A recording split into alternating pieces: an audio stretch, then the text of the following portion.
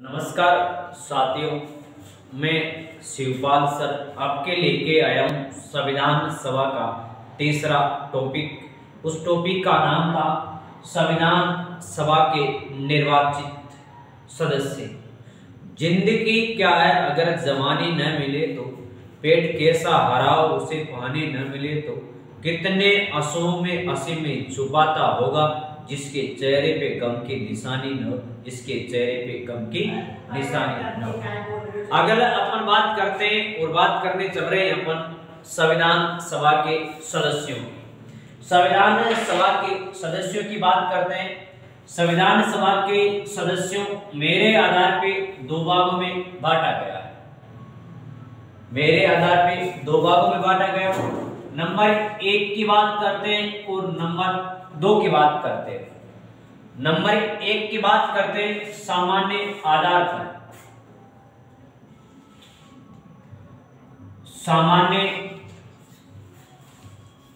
आधार पर अगली बात करते हैं संविधान सभा के कुल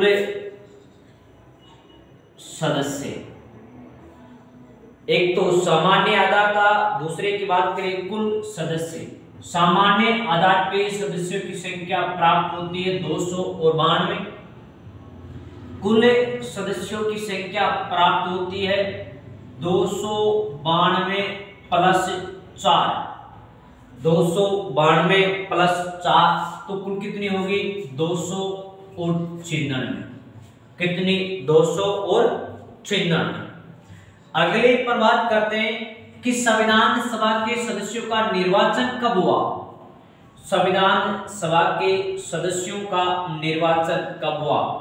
तो संविधान सभा के सदस्यों का निर्वाचन हुआ जुलाई अगस्त 1946।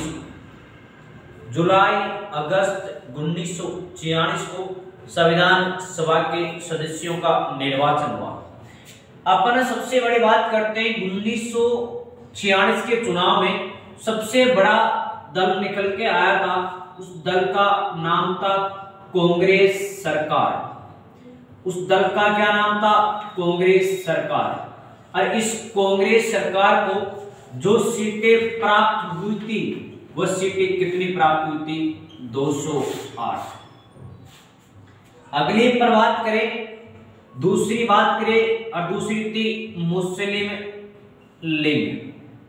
कौन सी थी? मुस्लिम लीग। इस मुस्लिम लीग को सीटें कितनी प्राप्त हुई? तो इस मुस्लिम लीग को सीटें प्राप्त हुई थी 73। कितनी हुई थी? 73। अगली नंबर 3 की बात करें पर अन्य दल। अन्य दल को जो सीटें प्राप्त हुई थी वह प्राप्त हुई थी अन्य दल को सीटें 15। इस 15 को मेरे आधार पे दो भागों में बांट सकता हूं। एक को 7 दे दूंगा, एक को 8 दे दूंगा। 7 प्लस 8 कितने हो गए? 15 हो गए। अतः आप ये बात नहीं कर सकते हो कि जुलाई अगस्त 1946 के संविधान सभा में कांग्रेस सरकार की पूर्णतः सीटें 208 नहीं थी। पूर्णतः कांग्रेस सरकार की सीटें 208 नहीं थी। कुछ सीटें इसमें, कुछ व्यक्ति इसमें समाज सेवी भी थे, बड़े बड़े उद्योगपति भी थे। उस व्यक्तियों को जबरदस्त कांग्रेस के बैनर तले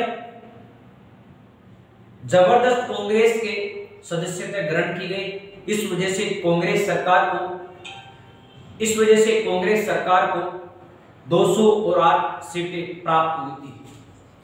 मुस्लिम लीग के 73 सदस्य थे। मुस्लिम लीग का लीडर था जिन्ना साहब। जिन्ना साहब के माध्यम से 73 मुस्लिम लीग के सदस्य थे। और ये 73 सदस्य पूर्णतः अलग राष्ट्र की मांग नहीं कर रहे थे। कुछ 73 सदस्यों में ऐसे भी सदस्य थे जो भारत देश में रहना भी चाहते थे। वो धर्म के आधार पर अलग राष्ट्र की मांग नहीं कर रहे थे। अतः आप ये कह सकते हो कि मुस्लिम लीग के पूर्णतः 73 सदस्य अलग राष्ट्र की मांग नहीं करें। बात क्लियर हो गई।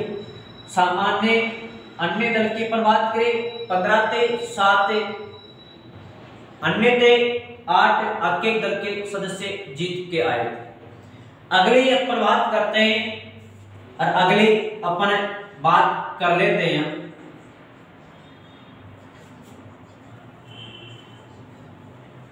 सामान्य वर्ग के आधार पर। सामान्य वर्ग के आधार पर, सामान्य वर्ग के आधार की अपन बात करें तो सामान्य वर्ग के आधार पे सदस्यों की संख्या कितनी प्राप्त होती है? तो 213 प्राप्त होती है। कितनी प्राप्त होती है? 213। इसमें बात करूं मैं मुस्लिम लीग, इसमें बात करूं मैं मुस्लिम लीग, तो मुस्लिम लीग अगली मैं बात करूं इसमें और बात करना चाहता हूं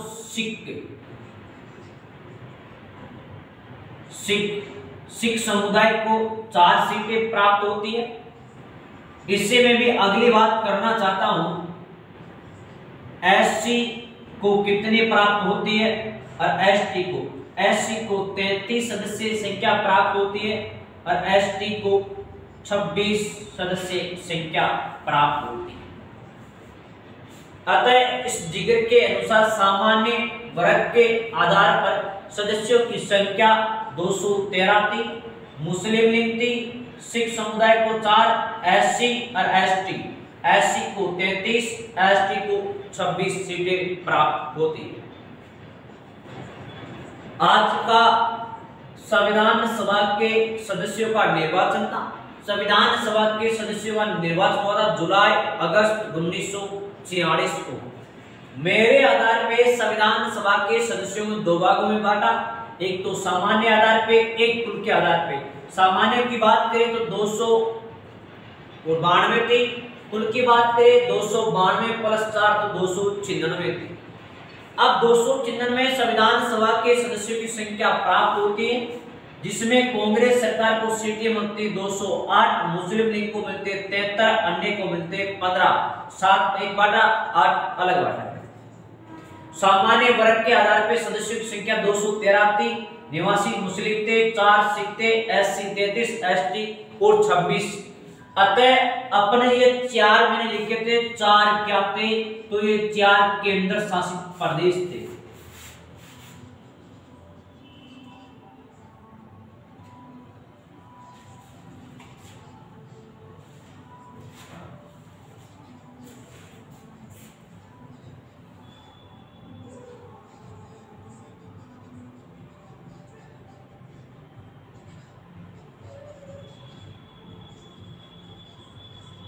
चार क्या थे? केंद्र शासित प्रदेश थे। बात क्लियर हो गई? बात क्लियर हो गई संविधान सभा के सदस्यों की चुनाव की। अपन उस संविधान सभा की अगली बात करें अपन, और अगली बात करना चाहे इस संविधान सभा में, इसे संविधान सभा में, इस संविधान सभा में हिंदू महासभा को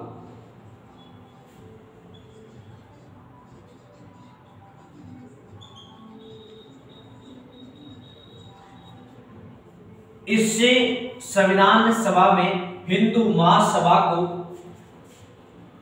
एक भी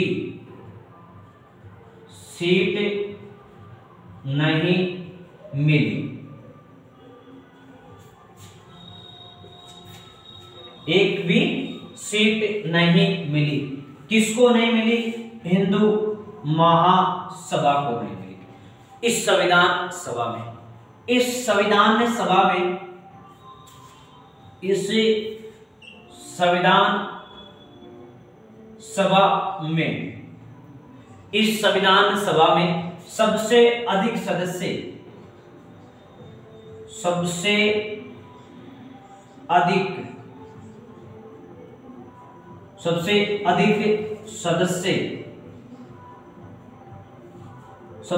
अधिक सदस्य संयुक्त प्रांत से निर्वाचित होकर आए थे। संयुक्त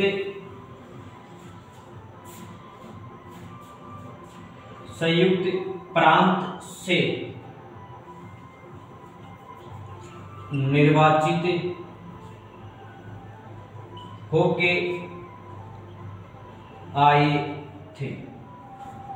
इस संविधान सभा में सबसे अधिक सदस्य कहां से निर्वाचित होके आए थे? संयुक्त प्रांत से। कितने सदस्य निर्वाचित होके आए थे? तो सदस्यों की जो संख्या थी वह सदस्यों की संख्या थी 55। कितनी थी? 55 सदस्य संख्या निर्वाचित होके आए थे। अगली बात करें अपन इसमें, अगली बात करना चाहते हैं और अगली बात करते हैं इस टॉपिक के आधार पे अपन संविधान सभा में, इस संविधान सभा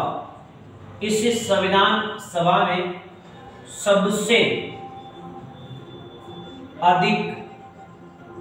सबसे अधिक मनोनीत सदस्य कहां से आए थे? कहां से आए थे? तो आए थे मयूर प्रांत से। कहां से आए थे? मयूर प्रांत से। मयूर प्रांत से कितने सदस्य आए थे? तो मयूर प्रांत से 7 सदस्य मनोनीत होके आए थे। इस संविधान सभा में हिंदू महासभा को एक भी सीट प्राप्त नहीं हुई। इस संविधान सभा में सबसे अधिक सदस्य संयुक्त प्रांत से आए थे। इस संविधान सभा में सबसे अधिक मनोनीत सदस्य कहां से आए थे? मयूर प्रांत से आए थे। मयूर प्रांत कहां पे पड़ता है? उत्तर प्रदेश में पड़ता है। देखिए पर स्क्रीनशॉट ले सकते हो आप। इसे संविधान सभा में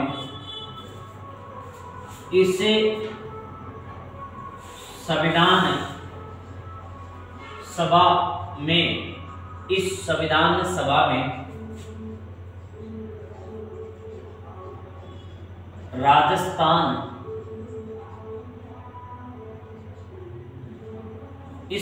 सभा में राजस्थान से 15 इस संविधान सभा में राजस्थान से 12 सदस्यों ने भाग लिया था। इस संविधान सभा में राजस्थान से 12 सदस्यों ने भाग लिया था, लेकिन एनसीईआरटी बुक के अनुसार इस संविधान सभा में 14 सदस्य माने गए थे। कितने सदस्य माने गए थे? 14। किसके अनुसार? एनसीईआरटी के अनुसार। एनसीईआरटी के अनुसार 14 सदस्य माने गए थे। इस संविधान सभा में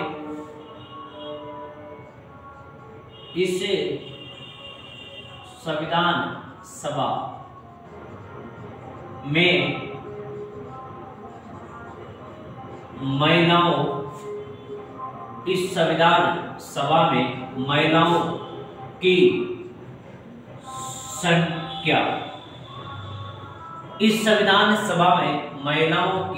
संख्या तो महिलाओं की संख्या थी 15। एक मुस्लिम महिला थी बेगम आयाज रसूल। एक मुस्लिम महिला एक मुस्लिम महिला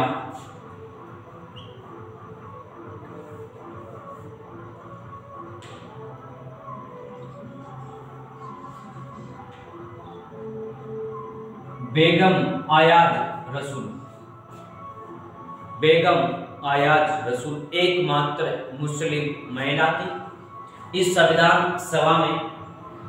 अगली अपन बात करें,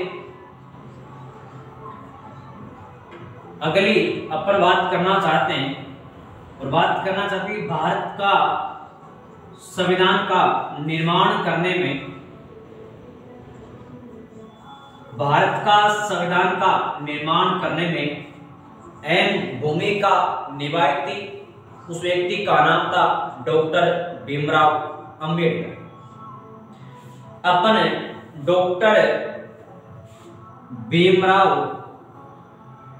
अंबेडकर, डॉक्टर भीमराव अंबेडकर की भी बात करते हैं। डॉक्टर भीमराव अंबेडकर संविधान सभा के सदस्य रहेंगे जब भी अपना पक्ष रख पाएंगे उस संविधान सभा में। तो जो अपन निश्चित संविधान सभा पढ़ते हैं तो निश्चित डॉक्टर भीमराव अंबेडकर का जिक्र करना भी अपने लिए बहुत निश्चित माना जाता है। तो डॉक्टर भीमराव अंबेडकर प्रथम बार चुनाव लड़ते हैं।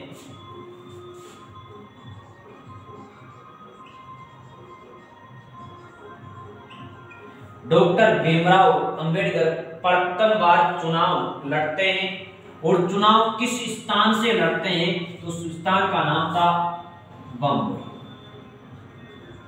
लेकिन डॉक्टर भीमराव अंबेडकर इस बम्बई प्रांत से चुनाव हार जाते हैं। अरे क्या होते हैं? चुनाव हार जाते हैं। उस समय इस बम्बई का प्रधानमंत्री का जो पद हुआ करता था उसका नाम था बीजी खेर।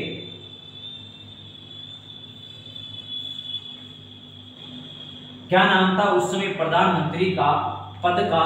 उस प्रधानमंत्री के पद का नाम था बीजी खेर।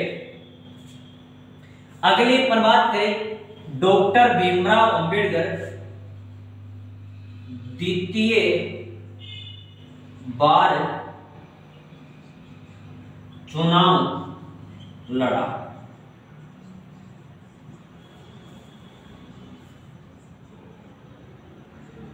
डॉक्टर भीमराव अंबेडकर द्वितीय बार चुनाव लड़ा और चुनाव किस स्थान से लड़ा तो एक पश्चिम बंगाल, पश्चिम बंगाल का एक क्षेत्र था। उस पश्चिम बंगाल का एक क्षेत्र था, उस क्षेत्र का क्या नाम था? जयसुरकुल। जयसुरकुल कौन सा क्षेत्र था? जयसुरकुल। जिस समय संविधान सभा के सदस्य निर्वाचित हुए थे जुलाई 1946 को, उस समय डॉक्टर भीमराव अंबेडकर इस स्थान से संविधान सभा के सदस्य थे। द्वितीय बार डॉक्टर भीमराव अंबेडकर पश्चिम बंगाल के जयसुरकुल से संविधान सभा के सदस्य चुने गए। लेकिन जैसे उस समय भारत में एक योजना आती है, उस योजना का नाम था 3 जून 1947 माउंटबेटन योजना। और उस योजना के तहत 2 राष्ट्रों का उदय होता। एक राष्ट्र का तो नाम था पाकिस्तान, एक राष्ट्र का नाम था भारत। दोनों राष्ट्रों के मध्य एक रेखा बनाई गई। उस रेखा का नाम निश्चित किया गया रेड क्लिफ रेखा और उस रेखा की लंबाई थी 1070। जिस समय भारत और पाकिस्तान के मध्य एक रेखा बनाई गई, उस रेखा का नाम था रेड क्लिफ रेखा। लेकिन उस रेखा यहां से खींची गई थी। ये जयसुरकुल था। जयसुरकुल उस समय पूर्वी पाकिस्तान का हिस्सा बन चुका था। पूर्वी पाकिस्तान का हिस्सा बन चुका। अब डॉक्टर भीमराव अंबेडकर किस स्थान से संविधान सभा के निर्वाचित सदस्य माने गए थे?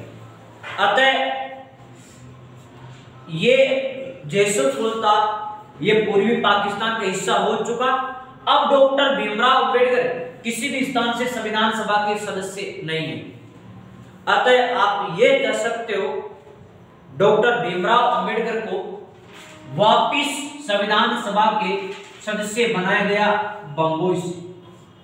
जिस समय भारत का राष्ट्रपति था और उस समय भारत का राष्ट्रपति का प्रथम राष्ट्रपति था, उसका नाम था डॉक्टर राजेंद्र प्रसाद।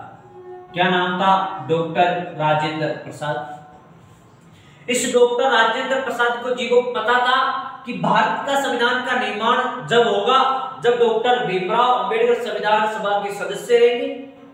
लेकिन डॉक्टर भीमराव अंबेडकर पहली बार संविधान सभा के सदस्य थे जयसुर से, जिसमें भारत और पाकिस्तान का विभाजन हो गया तो जयसुर का क्षेत्र था ये पूर्वी पाकिस्तान का हिस्सा बन गया। अब इस समय डॉक्टर भीमराव अंबेडकर किसी भी स्थान से संविधान सभा के सदस्य